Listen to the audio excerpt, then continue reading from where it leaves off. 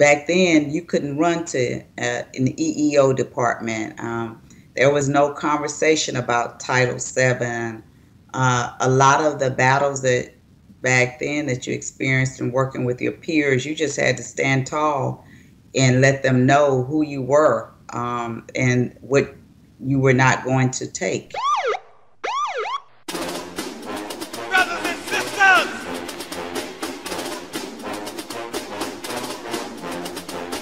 brothers and sisters, I don't know what this world is coming to. You're listening to the Black and Blue Podcast, a discussion and celebration of the roles of African Americans and other minorities in U.S. law enforcement. Your host on the Black and Blue Podcast is Dale Peters, a law enforcement professional with over 20 years experience in the business. Hop on board this Black and Blue train of interviews, current events, and pop culture conversations. So get ready. The Black and Blue Podcast is coming at you right now. Hey, how's it going, ladies and gentlemen? Welcome to the Black and Blue Podcast, where we celebrate diversity in U.S. law enforcement. If this is your first time here, let me introduce myself. My name is Dale, and I'm the host. And if you're a returning patron of the show, I want to thank you for finding your way back. If you want to continue supporting the show, head on over to the Black and Blue Podcast YouTube channel and crush those like and subscribe buttons. And don't forget, smash that bell icon as well so you don't miss any new content. And if you're listening to me on your favorite podcast platform of choice, please make sure you rate the Black and Blue Podcast 5 stars. And lastly, be sure to check out the Black and Blue Podcast social media pages. You can find me everywhere at Black and Blue US.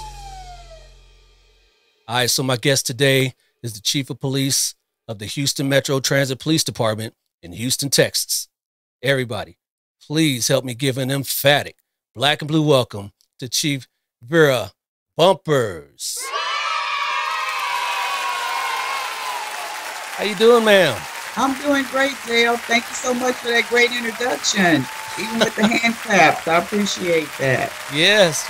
I keep telling people they are actually here. The kids, the whole crowd. This is live in front of a studio audience like they used to do back in the day. Real They're all special. hiding back there. Yeah, you can actually see them if you see them back there. I got the Green Lantern and Storm and President Obama and Ice Cube and Eazy-E. They're all here, all cheering you on. Good. Well, we all need cheering. Yes, we do actually. So I mentioned that you are the Chief of Police out in Houston, the Metro Houston Transit Police Department. First, tell everybody a little about what's going on in Houston right now. How's the weather? What's going on in Houston real quick? Well, the weather is beautiful. Not our typical winter yet, what we call winter. It's been very nice, and we appreciate that because our summers are brutal. So the weather's been very nice, but of course, I'm sure everybody's been paying attention to what happened at the Astroworld event, Travis Scott concert, and of course, our condolences and prayers go out to the families who lost loved ones, and definitely prayers for those who are still hospitalized. It was, a fun event that, unfortunately, there was a tragedy, but we do lift up those persons who are experiencing that, and even praying for those who, Travis Scott and everybody that was there. I know that was never the intent. The intent was to have a good time and have a good show. So we just pray for everyone that's involved, and that has made definitely local news every day, all day, and national news now also. Yeah, that was terrible when I saw that on the news, and prayers and condolences go out to those families, everyone that was lost. So. Yeah, terrible incident over there. What was your agency involved in any of that? The traffic control? No, any of the? We did not. It did not impact us at all. And just based on just what I'm hearing, I think they probably had more security guards. Sounds like than law enforcement. I don't know all the details, but I know Houston Police Department as well as Houston Fire Department responded quickly, and they did have personnel there on the ground. So. I think they're responding so quickly probably saved some lives, and it could have been much, much worse. So, but our agency was not involved. Okay. Well, speaking of your agency, Houston Metro Transit Police, tell everybody a little bit about the agency. Okay, our agency currently has about 240 uniformed officers and about 100 civilian personnel, which the civilians encompass civilian fare inspectors, is what we call them, as well as our dispatchers. We have a motorist assistance program, and our records clerks and our clerical staff, of course. And the uniform personnel, we go everywhere Metro goes. So 1,300 square miles is what Metro covers. Of course, with 240 people, that's a lot of territory. So we definitely have strong working relationships with our law enforcement partners. And right now, our coverage is where the bus routes and definitely where our train travels 25 miles of light rail train. Okay. What is the function of the Metro Transit PD? What do you guys actually do? Well, we are just certified peace officers in the state of Texas, just like any other peace officer. But our focus is on metro property, safeguarding the property, patrons, and employees of Metro. So wherever Metro is, that's where we go. A lot of times I like to tell people our jurisdiction is probably the largest after Texas Department of Public Safety, which covers the state of Texas. So what we do is just focus on making sure that our customers using our system have a safe and reliable, clean ride, and as well as our employees are safe. And then there are areas surrounding our system that, of course, we don't just close our eyes and just focus on that. If we see something occurring around our system, we also will respond or react. And we are only difference with us and any other police department is who pays us. So our officers are highly trained in law enforcement and definitely certified in the state of Texas. That's great. That's great. And so you said the system is buses and light rail? Yeah, buses and light rail. We have more bus service than light rail, of course, and going throughout. And at 1,300 square miles, of course, is park and ride service, local bus service, and then our light rail mainly runs through downtown from north to south end. And of course, we're hoping that it expands one day. I'm sure it will. We also have a bus rapid transit system, which we call the BRT system, which is kind of a combination of where you might think it's a bus system, but it's sort of lining up with a rail platform. And so that particular system runs in our Galleria area. And it just started last year. So we're pretty excited about that coming on board also. All right. All right. I'll talk a little bit more about the system here in a little bit, but you yourself, how long have you been with Metro? I have been with Metro Police Department for 40 years. Oh, wow. Wow. Lifer. Yeah.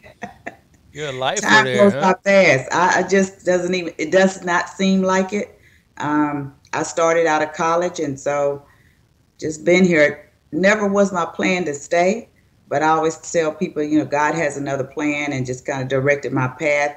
Never was my plan to be the chief. That was not on my bucket list either. But as I stayed, doors of opportunity open, and here I am.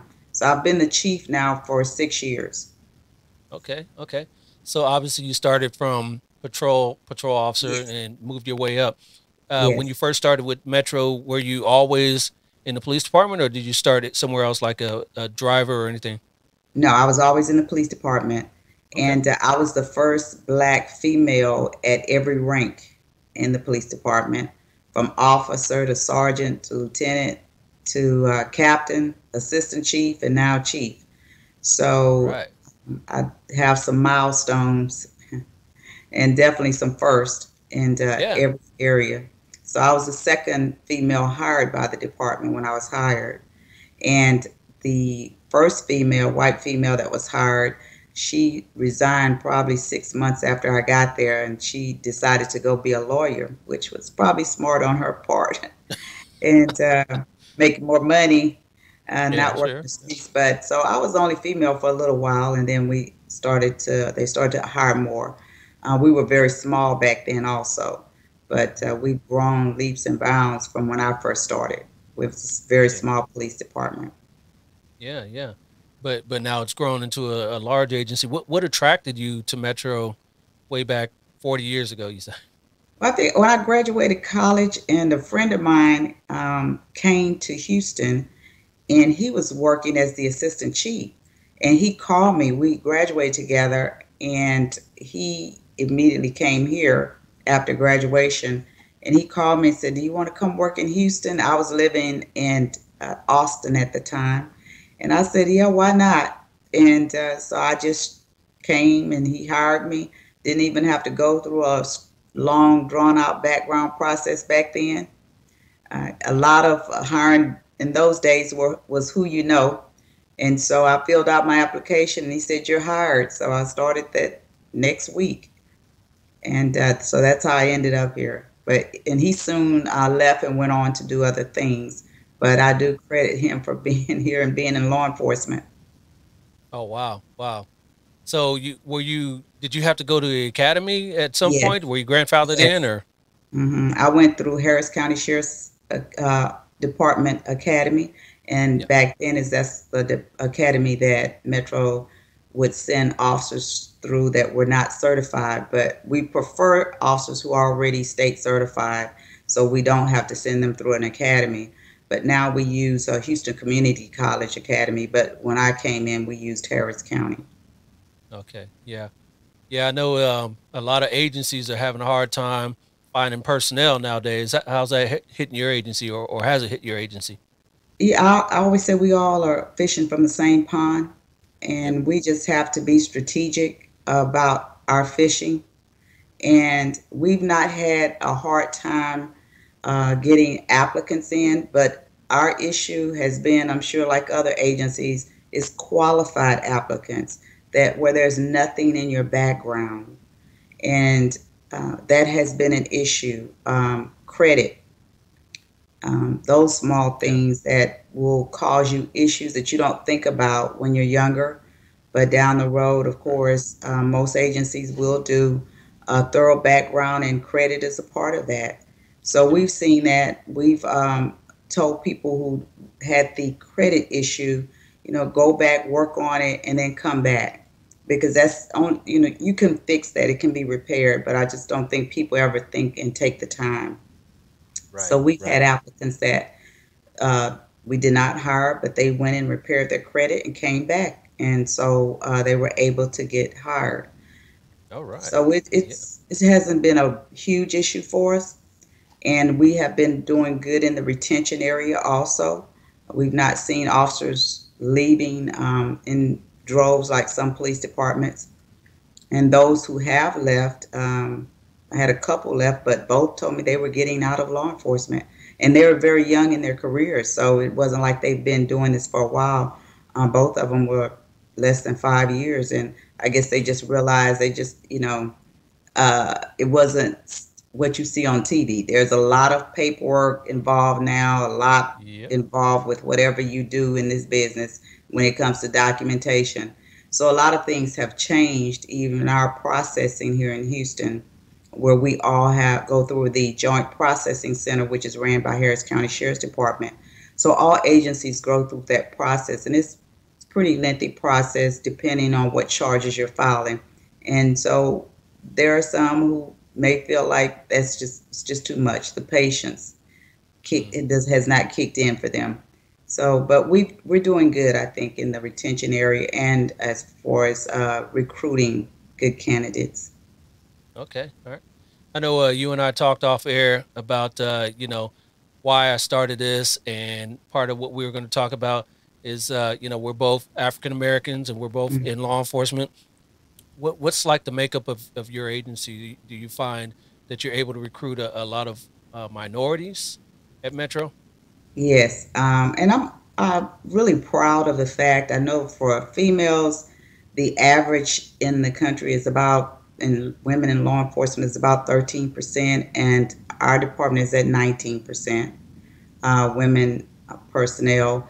And then as far as our makeup as African Americans, we're about um, 35%.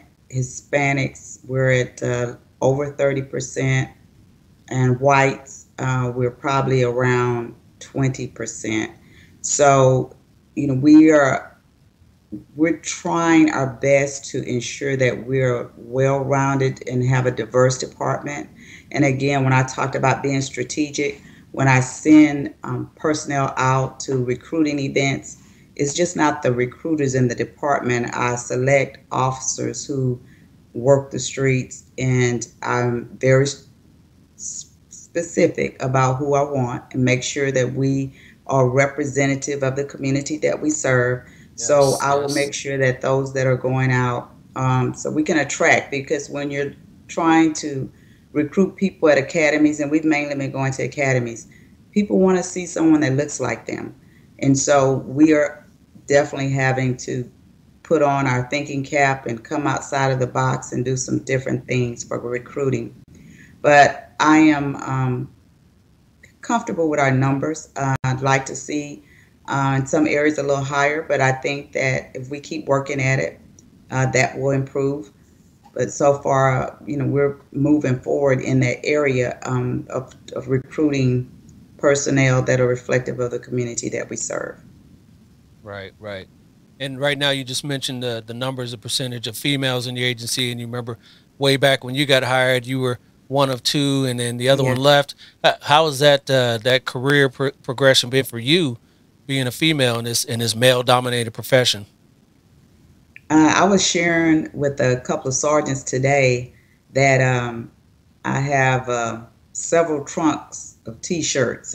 Been there, done that, and have the T-shirts, as people will say, of things that I've experienced. And I share a lot with supervisors and officers now of things that I experienced, and mainly because I learned so many lessons from those experiences. And I will never say it was easy. There were a lot of days it was tough, because back then you couldn't run to an EEO department. There was no conversation about Title VII. A lot of the battles that back then that you experienced in working with your peers, you just had to stand tall and let them know who you were, and what you were not going to take. And so you became very strong in that area based on experiences that you encountered. Um, Definitely negative experiences, but then those positive experiences where you could use those for teachable moments for other people, where you could take a negative situation and share, where people just didn't understand, they didn't know, and be able to share to make them change that behavior. So it back then, we fought our own battles, and tried to make every situation something that we could learn from and grow from. And I always tell people, the battle scars are evidence that you survived, and hopefully you can share with someone else so they won't have to go through what you went through. But there's so many programs now and so many avenues where people can speak up and speak out about situations, and they don't have to go through many of the things we experienced back then. Yeah, so you were a trailblazer in that regard, and we Yeah. appreciate you and everything that you had to go through. Sorry you had to go through it, but it made you stronger, made you want to do more things in your own department. And speaking of your department, what sort of collateral duties is there within Metro? Just for people watching here and thinking about that, they want to go apply for Houston Metro. Yeah, well, we have definitely our police officers, which we're divided. Half of our officers work rail, where they're assigned to nothing but the rail, light rail. And then the other officers work patrol, where they patrol in districts where the bus routes run, and park and rides, anywhere we have a metro facility outside of the rail line. And then we have our civilian fare inspectors. We have about 60 civilian fare inspectors, and we're expanding that division also with the addition of our bus rapid transit. So we will be adding on more fare inspectors. And all they do is check fares. They're really ambassadors on the rail line for Metro, which they will share information, people who may need direction, They make sure that you have your Q card when you're using a system, give you assistance if you're just visiting in town, you're not familiar with purchasing the ticket or Q card. And so they're definitely a positive on our system, the rail system, as far as ambassadors. And we also have what we call our MAP assistance, motorist assistance program. Those are MAP operators, and they drive around in trucks, and they're there to help people who are stranded. They direct traffic. They work on our HOV lanes to make sure there's no debris. We make sure that they're used in a variety of ways, but they're civilians also. And then, of course, we have our dispatchers. We work at Transtar, which is a unified command center, where Harris County has dispatchers in there. We have our operator dispatchers that are in there. Houston Police Department has personnel in there. So that is, if you've ever watched any of the press conferences when we have bad weather here in Houston, and everybody is at that particular facility broadcasting from there to give updates and reports about what's going on when we have major events such as a weather event. And that's pretty much it for our civilian. And then, of course, we have our records division. So we definitely are hiring, and Metro is hiring in many areas. So if you're interested, please go to www.ridemetro.org. As a matter of fact, we just hired a young man, and he's from New York, and I think he starts next week. Wow, from New So York, you he made will that move, be, huh? yes, he will. We hired him as a supervisor over our civilian fare inspectors. Okay, okay. So, And do you have a part of hiring all those sort of people as well, or is that another division that hires? no, we do that. We HR, they go through HR, but we do our own interviews, selections, and then we send them through the process after we do the selecting. All right.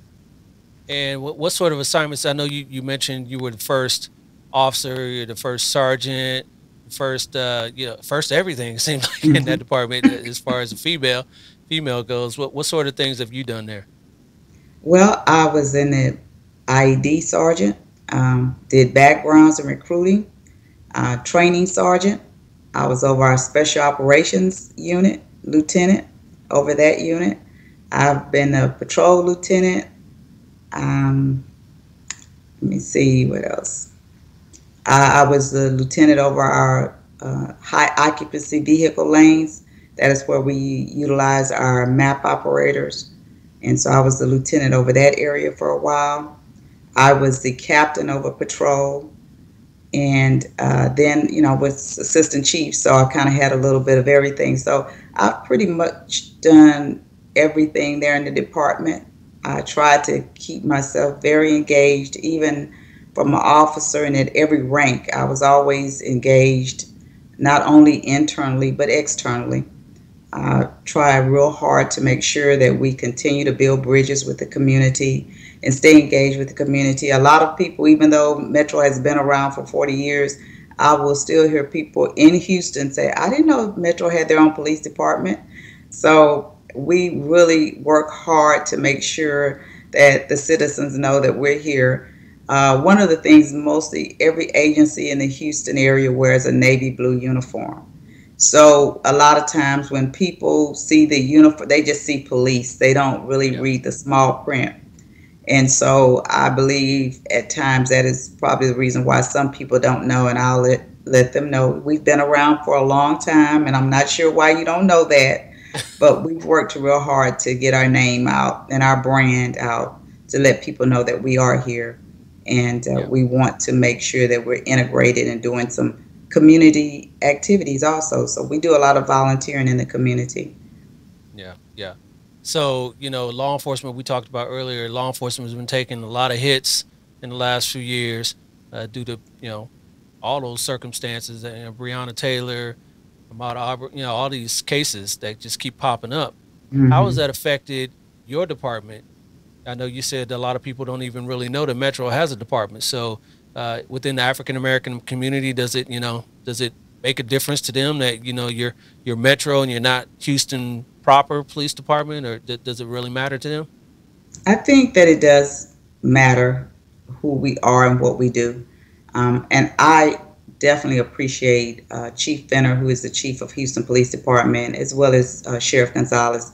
They have been excellent partners to us and definitely been very supportive of our agency. They include us in any events that are going on that their agency is the lead. They will make sure that we know about it. They'll include us in the meetings, and not only us, but the other smaller agencies in the region.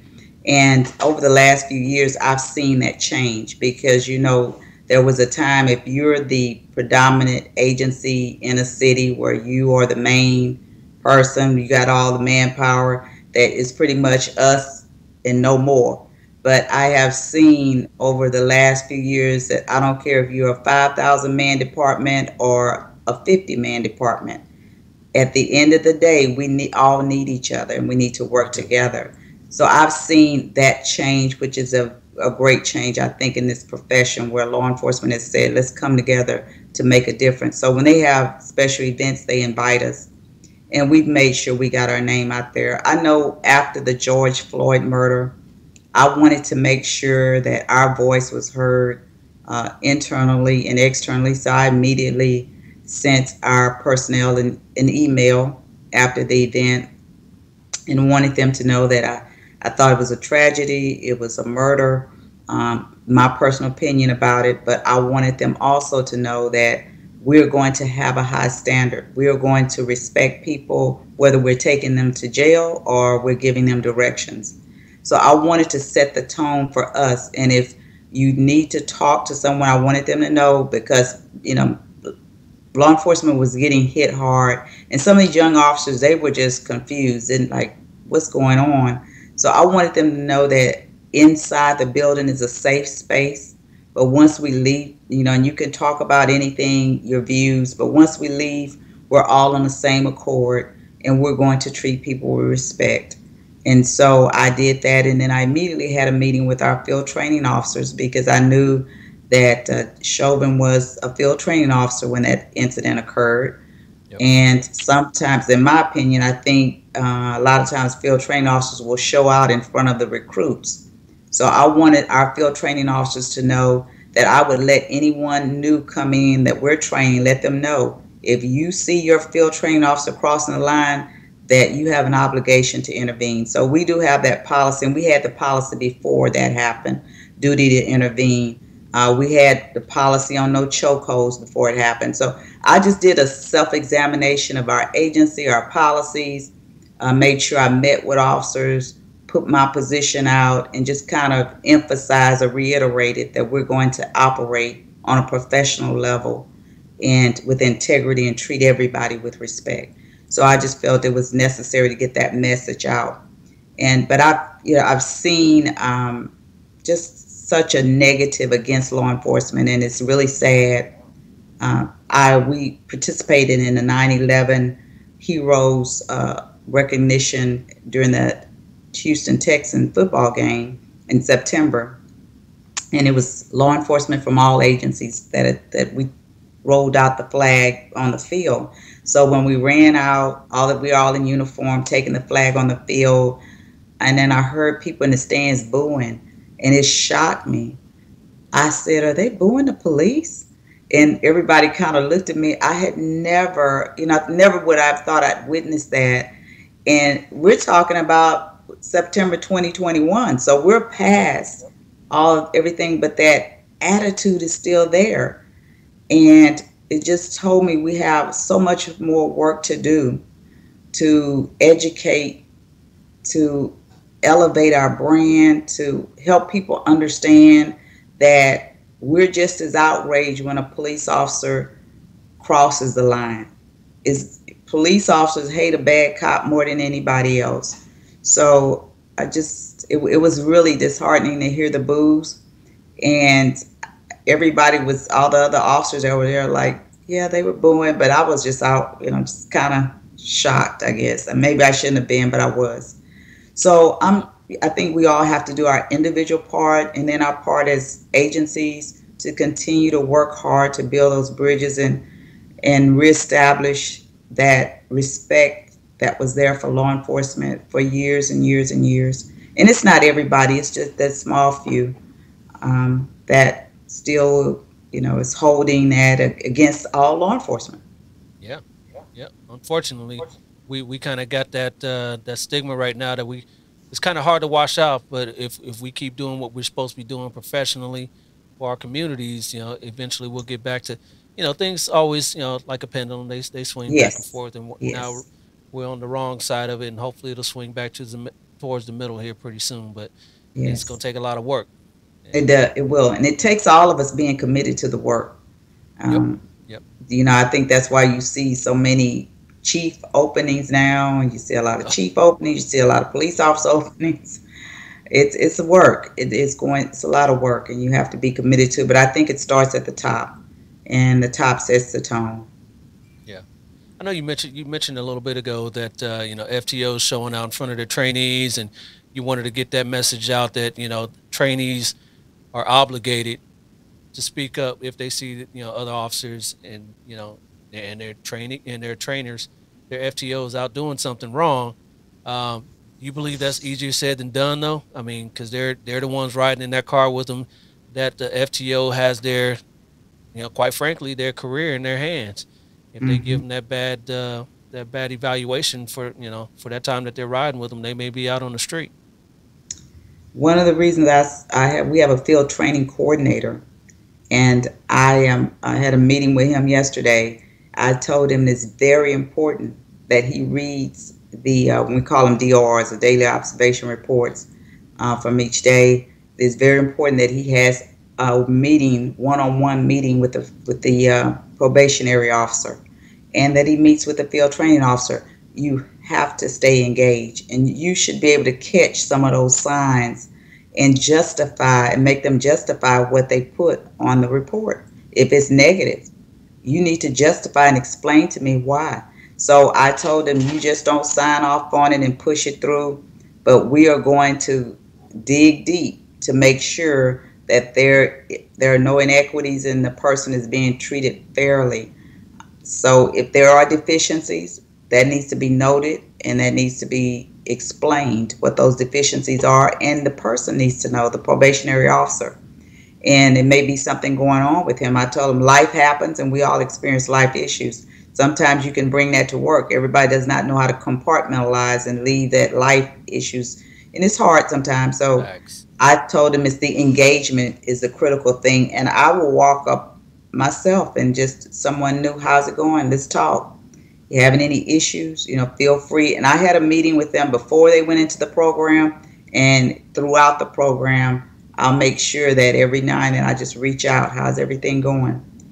And once you make that probationary officer feel comfortable that leadership has their back and that we're just not going to take anything that is written without supporting documentation, I think that will start the change, and you'll see where they will open up. I've had probationary officers open up to me where they had just said, I don't feel like I'm being treated right. It wasn't documented, but it's just things that were said in the car. Because sometimes it's verbalized, and Hmm. people can feel mistreated just verbally. So we addressed it, and I did not ever want them to feel like they cannot open up, not only to me, but anyone in leadership. And I said that we're all here to ensure that you're successful. If you fail, it's because of you. It's not because we weren't here to support. Yeah. You know what? It's a fine line though, Chief, because I know I hear the grumblings in at least in my agency, and I'm sure in yours and across the country, that since we're all fishing in the same pool, and it's hard to get applicants nowadays, that our agencies are pushing people through, whether it be the academy or the FTO program, because we don't want to lose them because we need bodies, and you'll have FTOs that give them bad DORs, give them bad evals on the day or the whole time the 4 weeks they're riding with them, but management pushes them through for whatever reason. So it's that fine line, that balance. It is. And I had to change when I became chief because that was one of the narratives that was out there. Doesn't matter what they're still gonna push them through but I had to definitely explain to them that that is not the position that I take. If a person, because that will hurt us in the long run, if a person's not Yeah. passing, it does nothing. It becomes a liability for us. And so if you can articulate it to me, I definitely, and show me documented proof, I am not going to support passing a person on. And so we've shown that, where we've had a couple people that we did not pass on. And I always explain to the person, it's not only for us, but it's for you. Uh, the last thing I want to do is go to tell somebody's family that they were killed because of negligence, a failure to act, just all of those officer safety issues. Those are not something that we can compromise on ever when it comes to officer safety, because it's not only your safety, it's the safety of the citizens or another officer.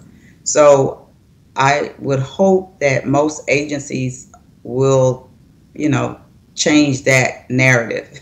Hopefully. I know everybody's desperate for people, but I'd rather have that small quality than that large quantity. That saying just because we have bodies and take the chance of an innocent person being killed. The effects of that, as we've seen already, are long lasting, not only on that agency, but everybody that wears a badge. Hmm. Agree, 100%, 100%. So you are an African American female chief, and my co-host on the live show I do with I work with her, Elizabeth. If you're watching this show here, you know, she's always had aspirations as well as moving up. How about your aspirations? How did you move up? Did you have a mentor, somebody that you look to in your agency, whether it be male or female, to kind of help you along the way? I had a male mentor, and he really did encourage me. He pushed me. He saw something in me that I didn't see in myself, and he would always push me out there, and I was hesitant, and he would always let me know you can do it, encourage me, but he was also tough on me. I would come and whine about an issue, and he would pretty much tell me, you know what, suck it up, you got this, get back out there. It wasn't like, okay, who bothered you, what's wrong? So, and he would let me know when I made mistakes. And I tell people he was a person that would give it to you straight, no chaser. He didn't sugarcoat it. This is what you did wrong. How you handled this situation was wrong. This is the training you need to go to. This is the area you need to try to improve in. So he was definitely a mentor for me. And then I had women that I saw from afar that weren't even in the city. One in particular, like Jackie Barrett, she was a sheriff in Atlanta, Okay. and Beverly Harvard, the first black female Atlanta PD chief. And I didn't know them. I'm in Texas, but I watched them from afar. I was involved in NOBLE at the time, National Organization of Black Law Enforcement Executives. So I had an opportunity to listen to these women on panels at our conferences. I had an opportunity to watch them move in that space at the conference, interact with people, whether it's in the hallway, over coffee, at the luncheon, at the table. So those interactions were very instrumental for me in moving me forward, I think. And I always say more is caught than taught. We can read books, go to training all the time, but it's nothing like seeing a live example of somebody that has achieved what you'd like to aspire to. They've achieved it, and the way they conduct themselves. And we can learn on both sides. You can learn what not to do also. So Facts. I think for me, that is what really encouraged me. And I said earlier that chief was not on my bucket list. I figure I'll do assistant chief and I'll retire there and I'll be good. And I didn't apply for the chief's job. I'd only been assistant chief for 2 weeks.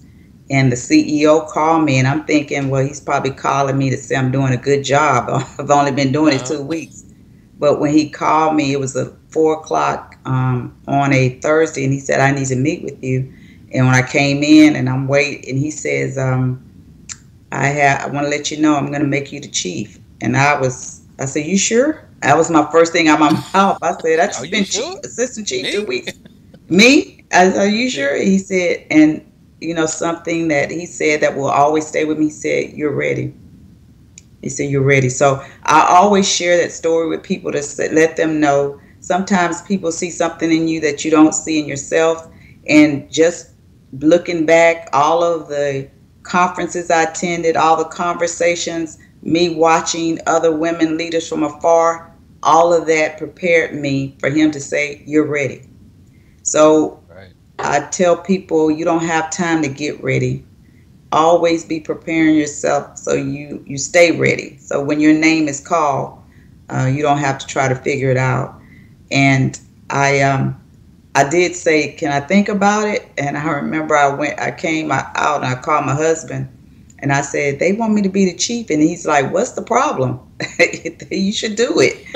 And then And after I hung up with him, I sat there and I prayed and I said, God, why now? It's the fourth quarter of my career. And he said, this is not about you. It's about purpose. So we always have to understand that they can never pay us enough in these leadership roles. I don't care what leadership role you're in, if you're a sergeant, lieutenant, captain, chief, they can never pay you enough for the sacrifice that you make to be that leader. But always know that it's for a greater purpose than you. And whether we reach one person, that could be the purpose. right. All right. Love that message. Great message. Yeah, yeah. And I love that, if you stay ready, you ain't got to get ready, right? Yep, yep. It interviewed Chief Victorian a Oh little while yeah, back, and yeah, she used to be in Houston. Now she's down in Waco. So yeah, I right. had a lot of the same messages there. So yeah, yeah. That's my Good, good good friend. stuff. I really, Okay. yeah, we're very good friends. I texted her the other day just to say hi and told her we miss her in Houston. She was my keynote speaker at our women's conference 2 years ago. And so the ladies loved her and were really excited. She had a great message poured into these ladies, and it was truly a blessing. So we had our officers from my department there, and then I had invited women from other departments in the area. So it was a great conference, and she did an excellent job. Yeah, yeah, she did. I'd love to have you on. Like I said, my live co-host. We do leadership live streams every now and then. So I'd love to have you on. That you sound like you got a great message to other, not just women, other people Yes, would love to hear. yes. Me I included. try. I So try to, the men too. Again, like I had I call it my yeah, little we're nugget people. We're session. people too. Yeah, you are. You are. I had two of the guys today. I said I had a little nugget session with them, and that's kind of what it is. They kind of stop. We start talking. I just share little nuggets with them and encourage them. And they're both sergeants. And today we just kind of sharing some nuggets and letting them know they're doing a good job. And I do believe in that, letting people know when they're doing a good job and encouraging them and sharing just from my experiences. And I told them, I said, what I share is from experience. And so some of the things I've gone through that you don't have to go through it as a leader because you're going to have bumps in the road. There's no smooth sailing here. Yeah. Uh, and again, everything is not in the book. Nope. Nope. And like we always tell the trainees when they come out the academy, what you learn in the academy is that's a controlled environment. This out here ain't no That's controlled it. environment. So No. put your ears on, clean out your ears and keep your Yeah. eyes open and keep your Yes. head on the swivel. I know you Yes. mentioned earlier. You mentioned earlier about you spoke to your husband about taking the chief's job. So Hmm. husband, what else is the family life look like for you? Okay. I have two adult children and one granddaughter, All right, and my congratulations. children aren't You in law you don't look like enforcement. a grandma. I'll say that. And my children aren't in law enforcement. My husband is with law enforcement, but he's retired. He retired last year. So So he's finally doing it. When you gonna do it, Chief? I know I'm gonna do it soon. And you know what? What he tells me, he hates retirement. He told me do it Really? as long as you can. It was pretty much forced. His boss passed away. He was a constable and he was chief deputy. Here we have constables. Okay. And they had an interim, and he didn't win the election. Another guy won. So in the constables, whoever wins, you come out and you get rid of everybody and bring in your own people. So he was, of course, he was at the point where he could retire. Some of the guys had to go find new jobs, but he does not like it. He said I would have continued to work. He said I enjoy working. So he is doing a little something now. He's he doesn't want to go back in law enforcement. So he's working at the university, but he said just something part time, just something to do. He says only so many projects around the house. Well, I'm sure you can find some more for him. I'm sure. My time is coming up very, very soon. So, but gotta have a plan though, Chief. Gotta have a plan for when you gotta have a plan for when you finally pull the cord, because you don't want to be like him and say that you hate it. That you hate retirement. So you know what I said I may do? Become a DJ.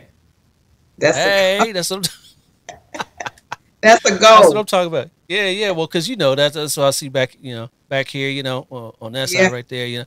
I'm a DJ on the side. I'm actually starting to wind that down a little bit because I'm getting older and lifting speakers and all that. It's kind of not like Yeah. My goodness. Yes. But we can have rollers. Yeah, this is true. But you got to put them up on the. No, it's I still do it. I still trust. I do lots of weddings. I don't so much do kids parties anymore because those kind of get to be a pain. Yeah. Keeping up with all the new music that they're into and all that is kind of a pain. But I love it. So if I'm not going to do it out there, I definitely still do it here in my studio and I have fun with it. But one of the things, I'm going to pull the cord in about 4 years, and my plan here is to do this.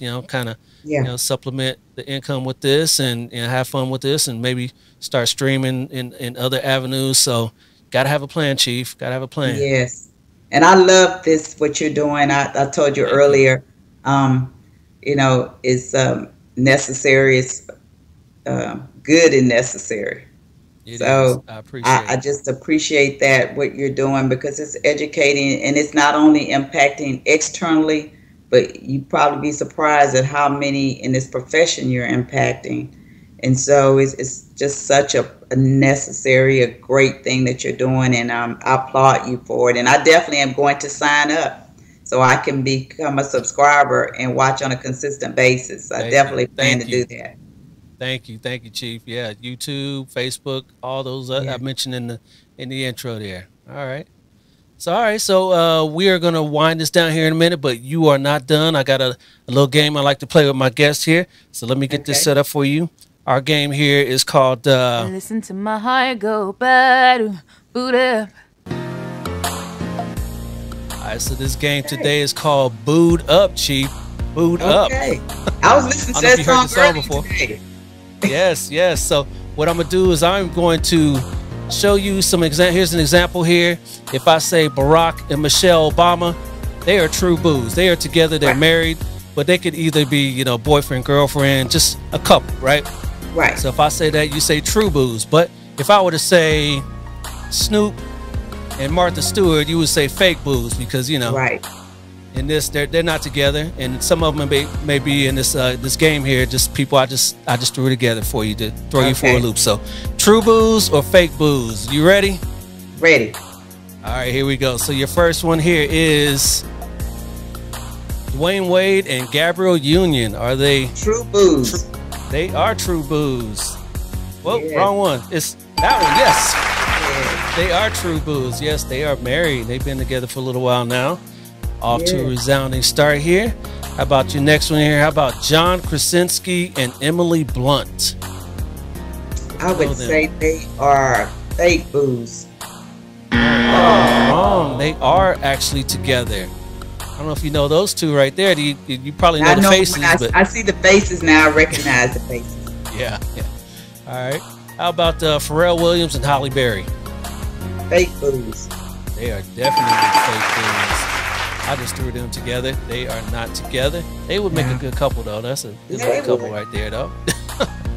How about Quavo and Sweetie? You know them?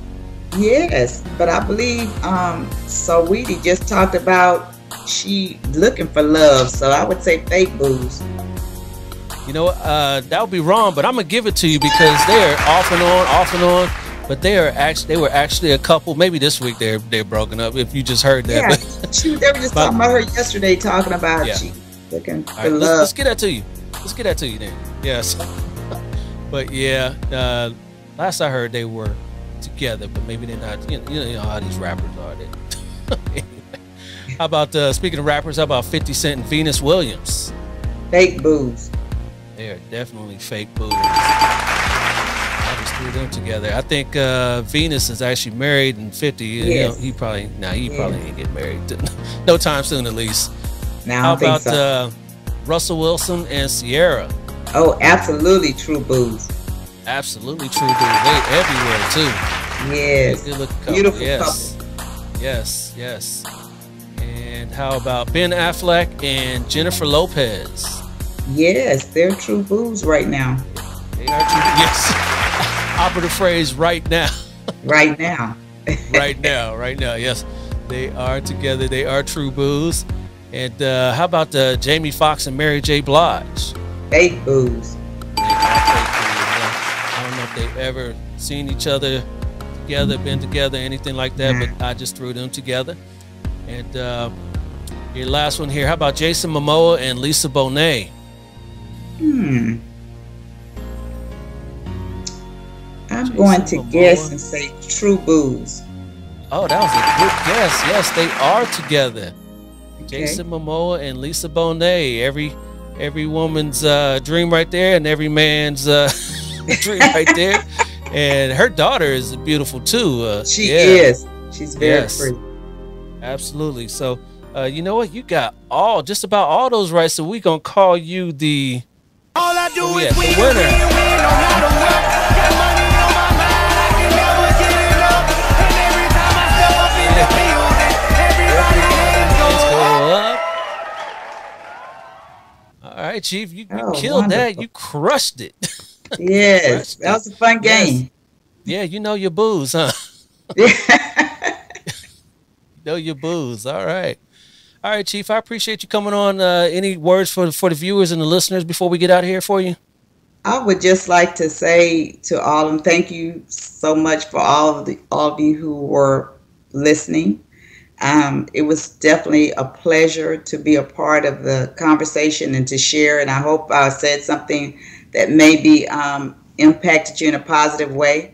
And I would just like to encourage you to continue to be your best self and be a shining light no matter where you may see any darkness.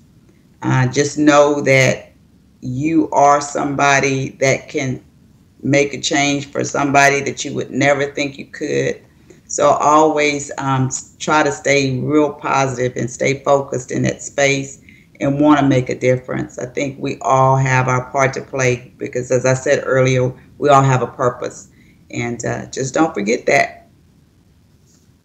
All right. Beautiful words to live by. All right, Chief Bumpers, I appreciate everything that you said today. And you have a good evening out there in Houston, and we'll talk soon. All right. Thank you. You got it. We'll talk to you. All right. Bye-bye. Yes, yes, yes. That is it, ladies and gentlemen, for this episode of the Black and Blue Podcast.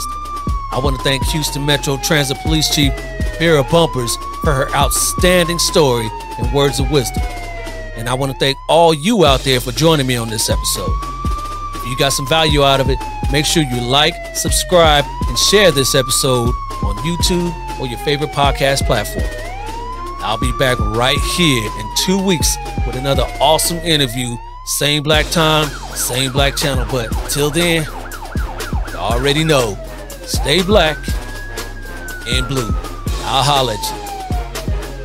Peace. This has been a Maitre D Entertainment presentation.